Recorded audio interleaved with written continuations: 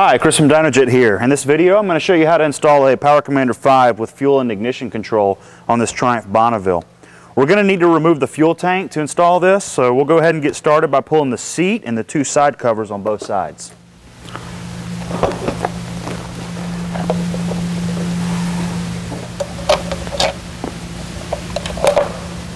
Once the tank is unbolted, you can lift it enough to access the electrical connector for the fuel pump. You can unplug the vent line and disconnect the high pressure fuel line. Using the supplied Velcro, I'm going to secure the Power Commander module to the frame on the left hand side just behind the battery. I'm going to secure the Power Commander's ground wire with the small ring lug to the negative terminal of the bike's battery, and I'm going to continue routing the harness forward, following along inside the left side of the frame. Right here, secured to the frame, I can find a black 3-pin connector that leads to my throttle bodies. That's my fuel injector connector.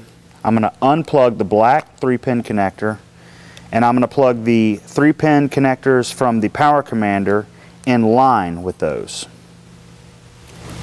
Next, I'll need to tap my throttle position signal wire. This is the single gray wire on the Power Commander harness.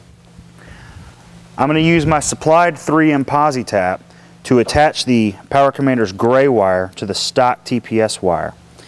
If I look at the throttle position sensor on the left hand side of the throttle bodies, I'm going to trace the cable up a little bit to about right here. I'm going to cut a small slit in the harness sheathing for the bike's TPS wiring harness.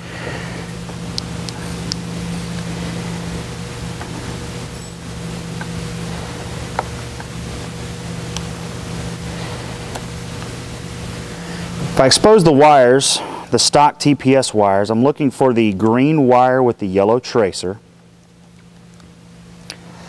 I'm going to insert the green wire with the yellow tracer into the slot on the gray nut of the Posi Tap. Just like that. I'm going to thread the pointed end of the Posi Tap over the gray nut. I'm going to remove the red nut from the Posi Tap, slide that over the Power Commander's gray wire, insert the gray wire into the body of the Posi Tap, and thread the red nut down on top of it.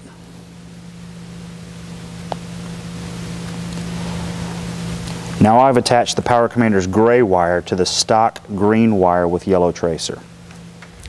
I also want to use a zip tie right here on this connector bundle to bundle everything up as close to the frame as possible to help reinstall the fuel tank.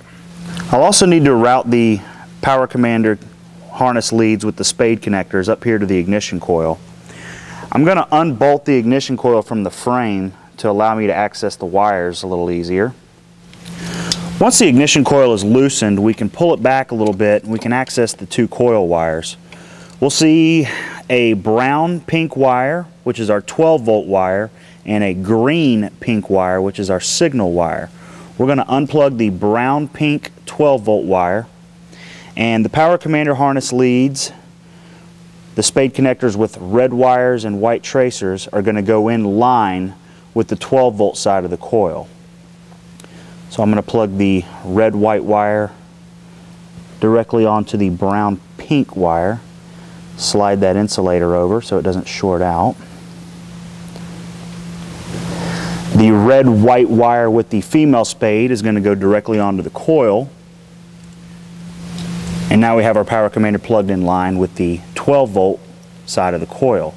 We now need to plug in line with the signal side. That is a stock green wire with a pink tracer. We're going to plug that onto the solid green from the Power Commander. And the white green wire with the female spade will go directly onto the coil. We'll need to plug the pair of white 2-pin connectors on the Power Commander harness in line with the stock crank position sensor connectors.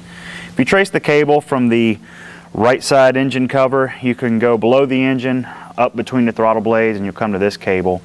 You'll need to dig the stock crank position sensor connectors out. There might be a zip tie to be cut, but when you get it out, it'll be a 2-pin connector. One part will be black, the other part will be white. You're going to unplug that and the Power Commander 2-pin leads are going to go in line with the stock crank position sensor connectors. And once we have everything plugged in, we can go ahead and start to reassemble the bike.